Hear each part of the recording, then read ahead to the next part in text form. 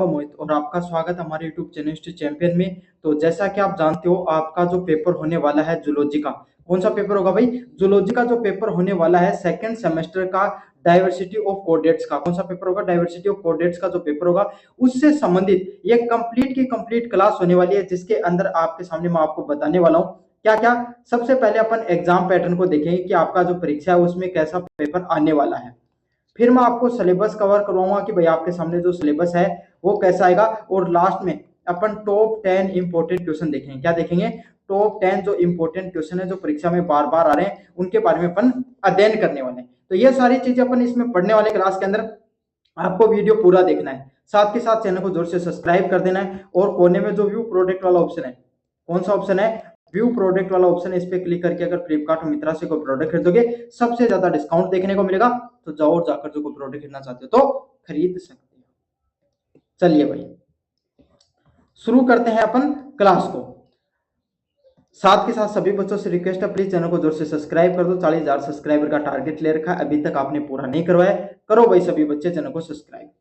चलिए एग्जाम की बात करें तो आपका जो पेपर है, अब चाहे आपके सामने चाहे रेगुलर के स्टूडेंट हो आप, और चाहे आप नॉन कॉलेज के स्टूडेंट हो। किसके?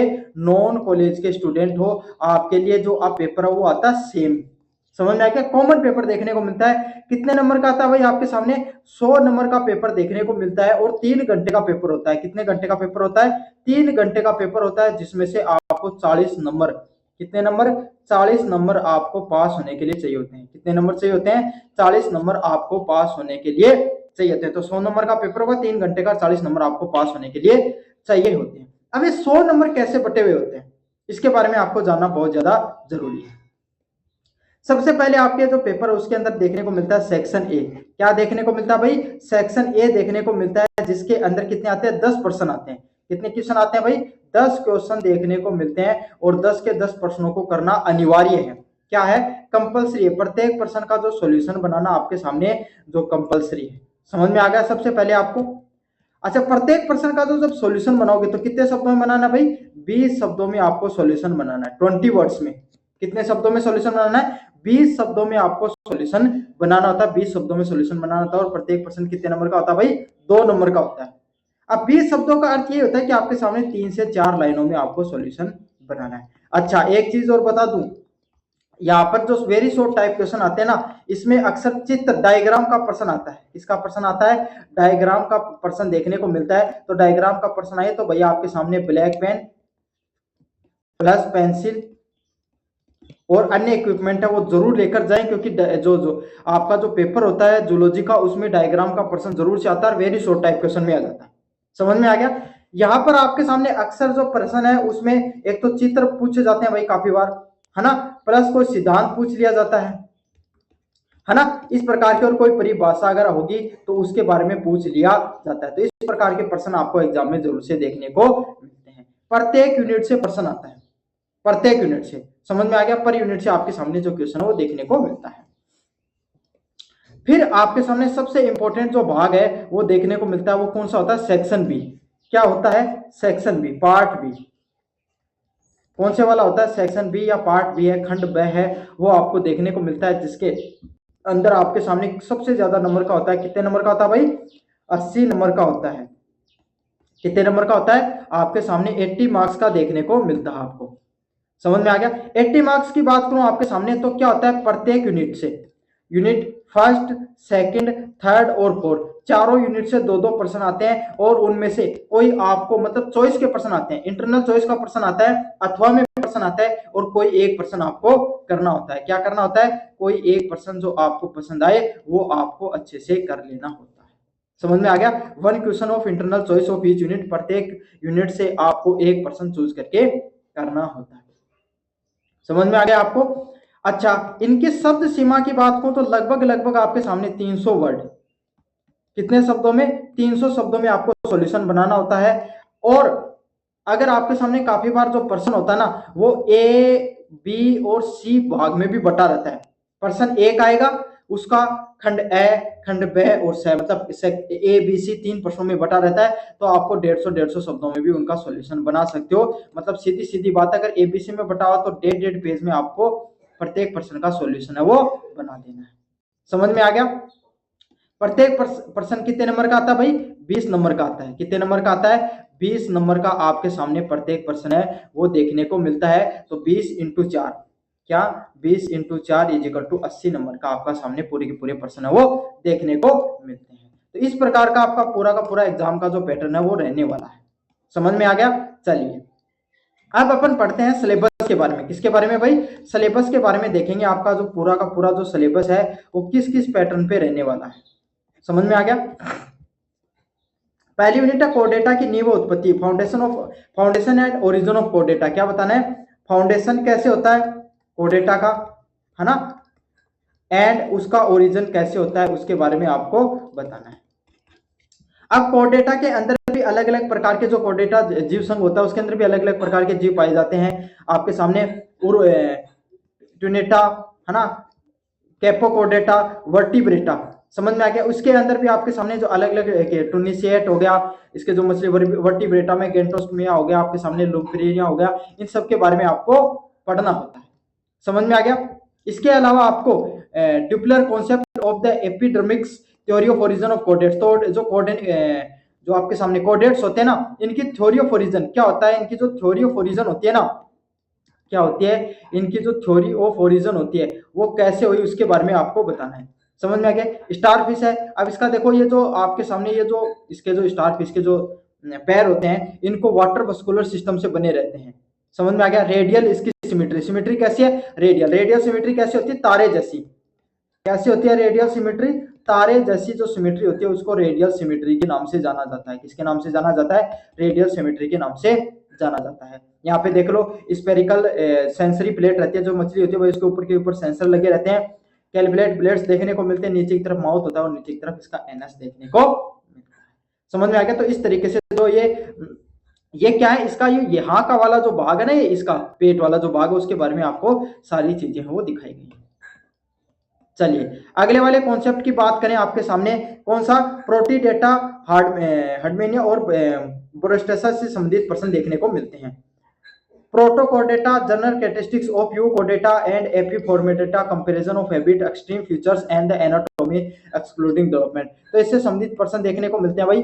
जो हार्डमिया होता है, यूरोचो डेटा होता है, इसके संबंधित आपके सामने स्पाइसेस हो गया, टूनिया हो गया, लेनेक्स हो गया, स्टमक हो गया, इंस्टाइन हो गया, बोट्स हो गया और हेड हो गया। तो ये आपके सामने जो जीव होता है उसके अंदर ये सब चीज देखने को मिलती है।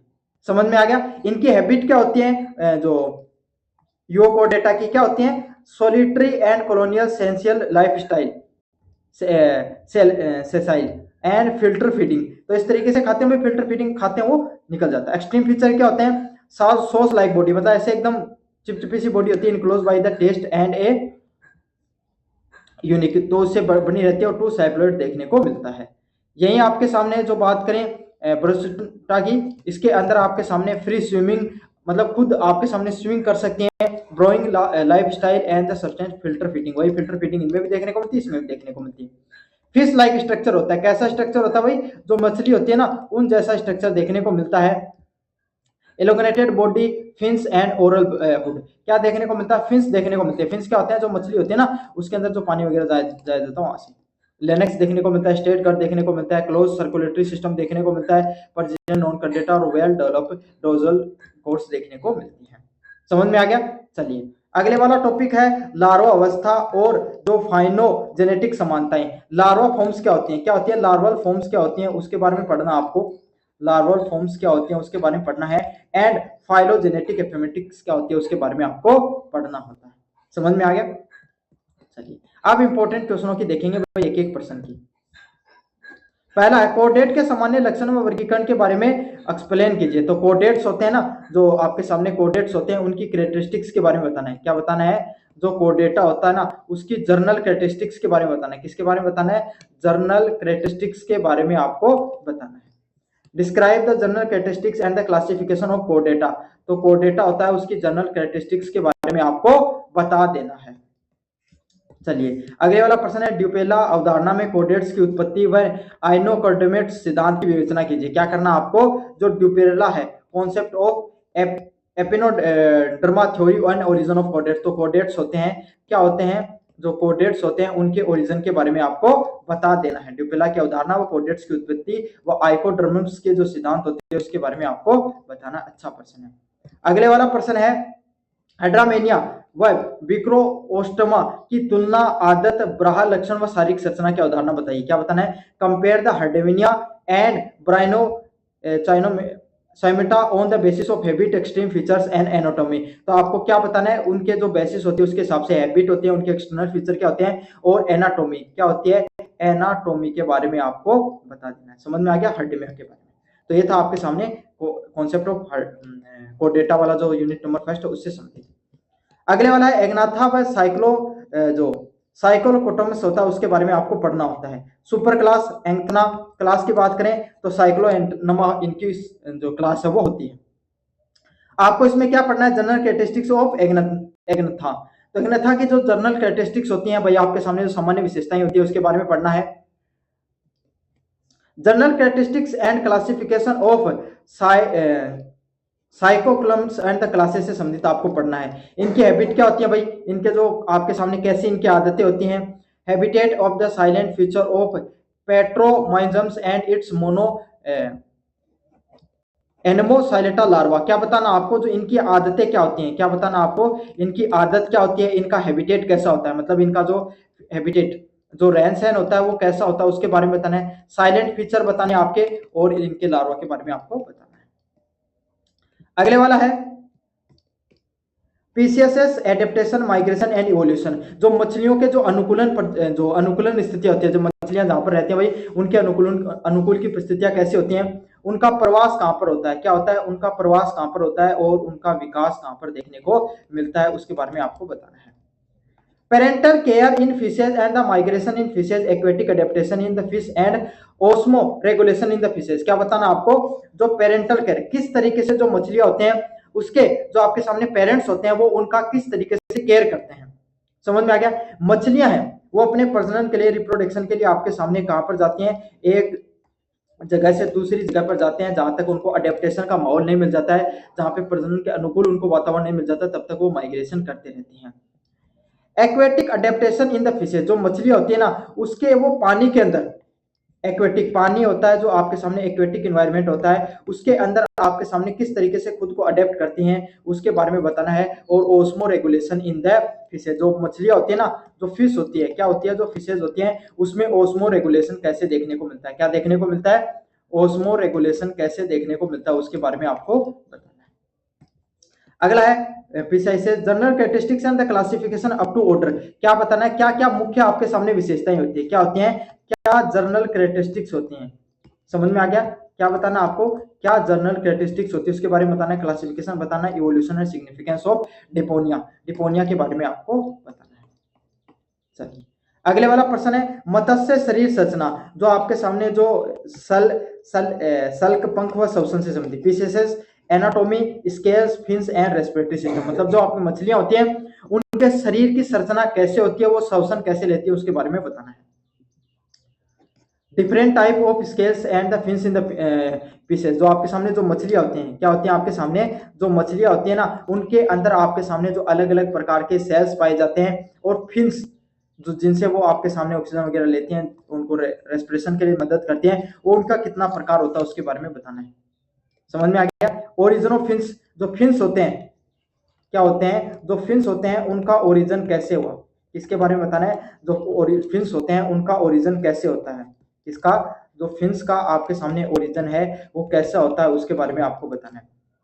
अगले वाला है accessory respiratory organs in species, मतलब आपको क्या होता है, जो रेस्पिरेटरी सिस्टम होता है, क्या होता है आपके सामने, जो रेस्पिरेटरी सिस्टम होता है आपके सामने उसके बारे में बताना है। और रेस्पिरेटरी ऑर्गन कौन कौन से पाए जाते हैं आपके सामने मछलियों के अंदर, काफी ज्यादा मोस्ट इंपॉर्टेंट है भाई। चलिए अगले वाले क्वेश्चनों की बात करें, यूनिट नंबर 2 की, साइको क्लोटेमिस के सामान्य लक्षण और वर्गीकरण का वर्णन कीजिए। क्या बताना है? Describe the general characteristics and the classification of cyclostomes. Cyclostomes में आपके सामने कौन कौन सी जनरल कैरेक्टरिस्टिक्स पाई जाती हैं और कौन कौन सा क्लासिफिकेशन पाया जाता है उसके बारे में बताना है। साइक्लोस्टोम्स के सामान्य लक्षण व वर्गीकरण के बारे में बताना है, काफी ज्यादा मोस्ट इंपोर्टेंट प्रश्न है। अगले वाला प्रश्न है मछलियों में जनन संरक्षण एवं प्रवास की वर्णन कीजिए। क्या करना आपके सामने, explain the parental care and the migration fish. जो मछलियां होती हैं, क्या होती हैं, जो मछलियां होती हैं आपके सामने, जो फिश होती हैं, इनके अंदर आपके सामने कैसे पेरेंटल केयर करती हैं। मछलियां भाई आपके सामने जैसे उनको प्रजनन के लिए सही जगह नहीं मिलती, तब तक वो प्रवास करती रहती है, माइग्रेशन करती रहती हैं, सही जगह पर अंडे देती हैं, जब तक उनके बच्चे बड़े नहीं हो जाते तब तक उनकी देखरेख करती है। समझ में आ गया। और उनके प्रवास के बारे में भी आपको बताना है। अगले वाला प्रश्न है, मछलियों में परासरण, नियमन व जलीय अनुकूलन का वर्णन कीजिए। क्या करना आपको, describe the osmo regulation and the aquatic adaptation in the fishes. जो मछलियां होती हैं उसके अंदर ओस्मो रेगुलेशन कैसे होता है और एक्वेटिक एडेप्टेशन कैसे देखने को मिलता है, उसके अंदर आपको बताना है जल में कैसे अनुकूलन वातावरण उनको मिलता है। समझ में आ गया। ये था यूनिट नंबर 3 के important question.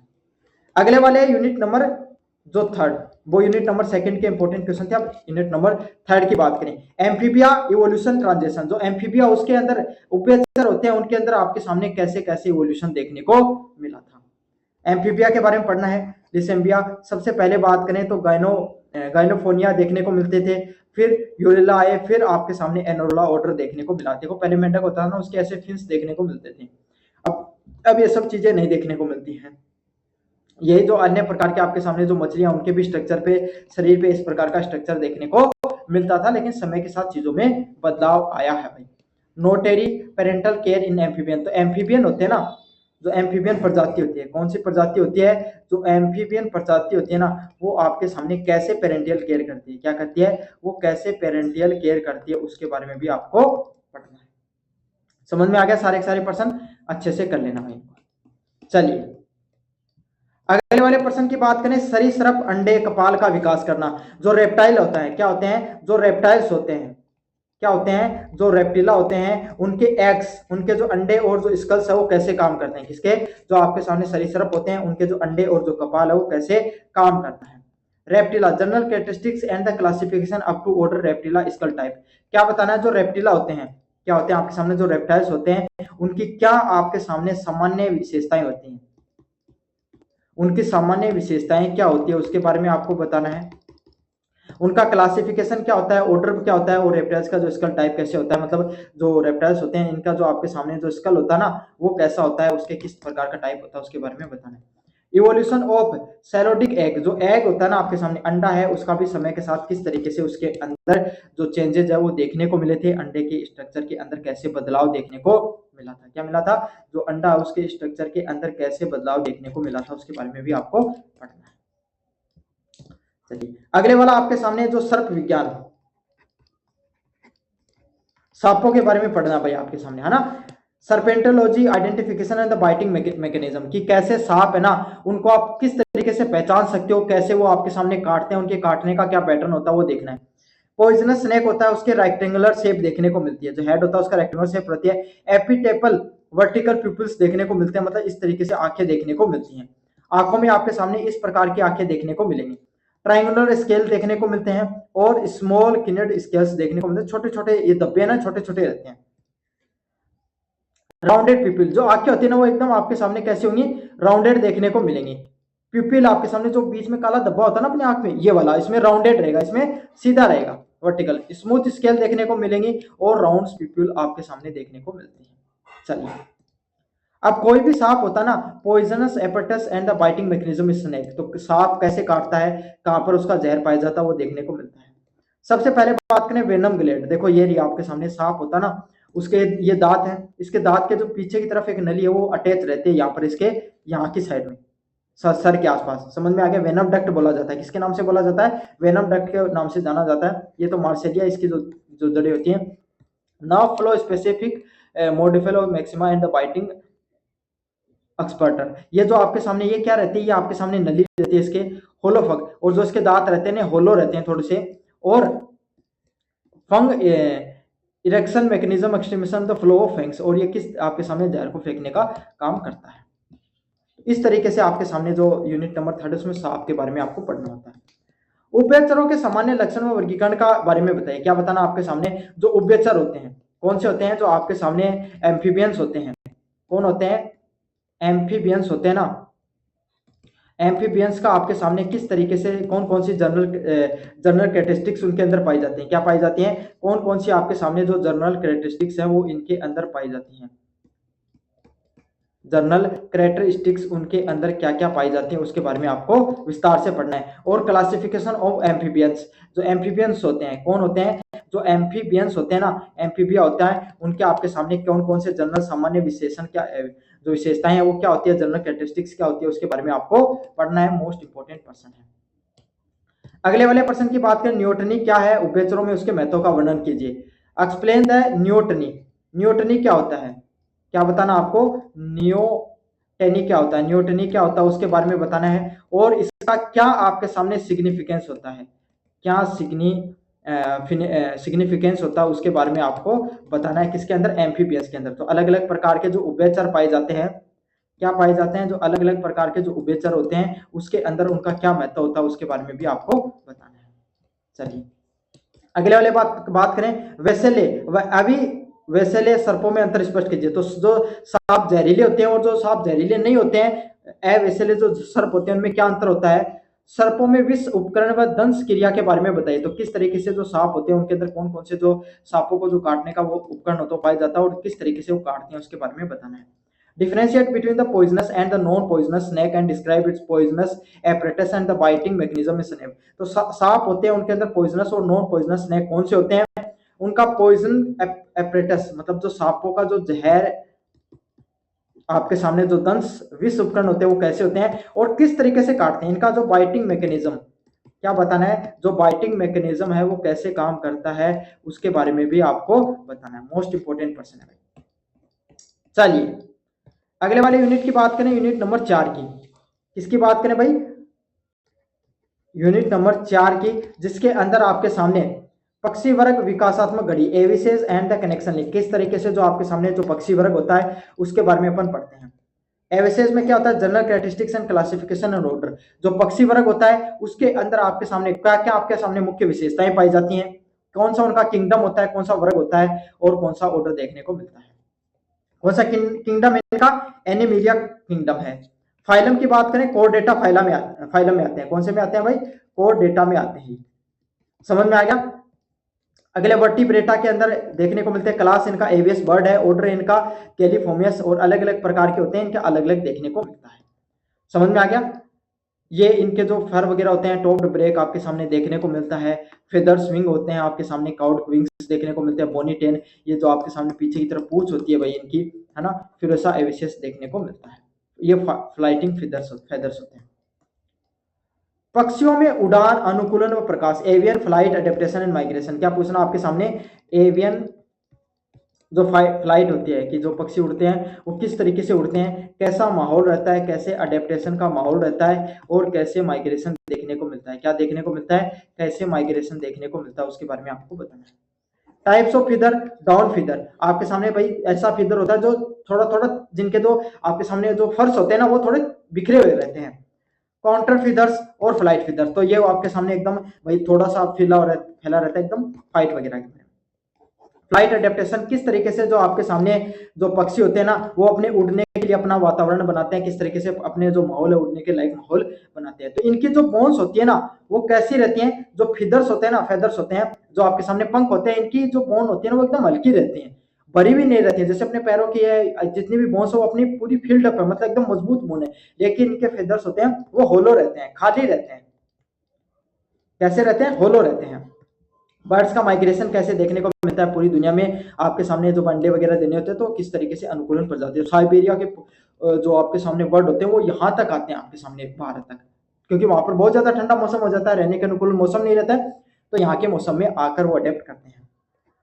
Emilia and affinities and the prototheria, तो ये आपके सामने जो अलग अलग प्रकार के जो जानवर होते हैं, किंगडम इनका एनिमिलिया है, वही फाइलम कोर्डेटा होता है और वर्टिब्रेटा में देखने को मिलते हैं। इसके अंदर देखो अलग अलग प्रकार के आते हैं, एक मिनट मैं आपको और जूम करके दिखा देता हूं ताकि आपको और पता चल जाए। सब क्लास होती है इनको प्रोटोथेरिया, समझ में, मत जो कुत्ते वगैरह भेड़ बिल्ली आते हैं ना उसके अंदर, और जो थेरिया में आते हैं आपके सामने ये जो आपका होता है ना कंगारू उस जैसे, समझ में आ गया। अलग अलग प्रकार के ऑर्डर, कार्निवर्स जो आपके सामने जो दोनों खाते हैं भाई, आपके सामने इसमें शेर भी आता है जो मांसाहार करते हैं, मगरमच्छ देखने को मिलता है। फिर आपके सामने पेरीमेटस, पेरीमेटस के अंदर बंदर वगैरह आते हैं। रोडेंटिया के अंदर आपके सामने, रोडेंटिया के अंदर चूहा आता है। और आपके सामने सीटिसिया के अंदर आपके सामने क्या देखने को मिलता है, आपकी जो मछली है वो देखने को मिलती है। तो इस तरीके से ये बटे हुए होते हैं। अगले की बात करें आपके सामने, इनके अंदर जो रेप्टाइल्स एंसेस्टर देखने को मिलते हैं, कैसे अंडा देते थे आपके सामने, प्रोटेथेरिया। चलिए लास्ट नंबर जो इंपॉर्टेंट क्वेश्चन होते हैं उनके बारे में आपको विस्तार से बता देता हूं। पहला प्रश्न है, पक्षियों के सामान्य लक्षण। क्या बताना आपको, जो पक्षी होते हैं, पक्षियों के सामान्य लक्षण एवं वर्गीकरण का वर्णन कीजिए। क्या करना है, जो आपके सामने जो बर्ड्स होते हैं, क्या होते हैं, जो बर्ड्स होते हैं उनके सामान्य लक्षण बताना है। क्या बताना है, उनके जो सामान्य लक्षण है वो क्या होते हैं, उनके बारे में आपको बताना है। उनका वर्गीकरण बताना है। क्या बताना है, उनका आपके सामने वर्गीकरण करना है। क्या करना है, उनका वर्गीकरण करना। समझ में आ गया। और आपके सामने डिस्क्राइब करना है, describe the general characteristics and the classification of aves. क्या करना है, डिस्क्राइब करना है जनरल कैरेक्टरिस्टिक्स को और क्लासिफिकेशन ऑफ एविसेस को। क्या करना है, जनरल कैरेक्टरिस्टिक्स एंड जो आपके सामने क्लासिफिकेशन होता है एवियस, उसके बारे में बताना है।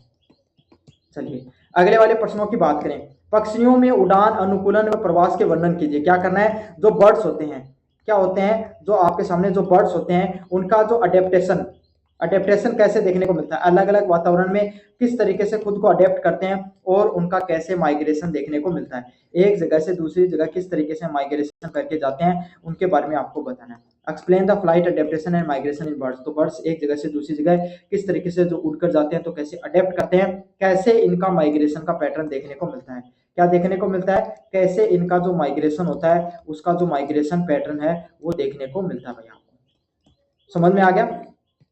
चलिए अगले वाले प्रश्नों की तरफ अगर अपन आगे बढ़े, स्तनधारियों में सामान्य लक्षण है वर्गीकरण का वर्णन कीजिए। क्या करना है, जो आपके सामने जो मेमल्स होते हैं, कौन होते हैं, जो मेमल्स होते हैं ना, जो मेमल्स होते हैं उनके सामान्य लक्षण, उनकी जनरल कैरेक्टरिस्टिक्स क्या होती हैं, क्या होते हैं उनके जो सामान्य लक्षण होते हैं ना वो कौन से होते हैं, उसके बारे में बताना आपको।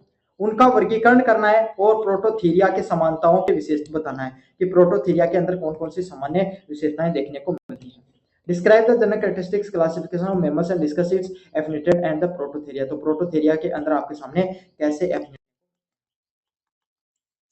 तो ये था आपके सामने आपका जो पूरा का पूरा जो पेपर होने वाला है कोडेटा, कोडेटा से संबंधित, उसके बारे में आपको पढ़ा दिया मैंने, डाइवर्सिटी इन कोडेट्स। समझ में आ गया। तो कैसा लगा वीडियो जोर से बताना, चैनल को जोर से सब्सक्राइब कर देना।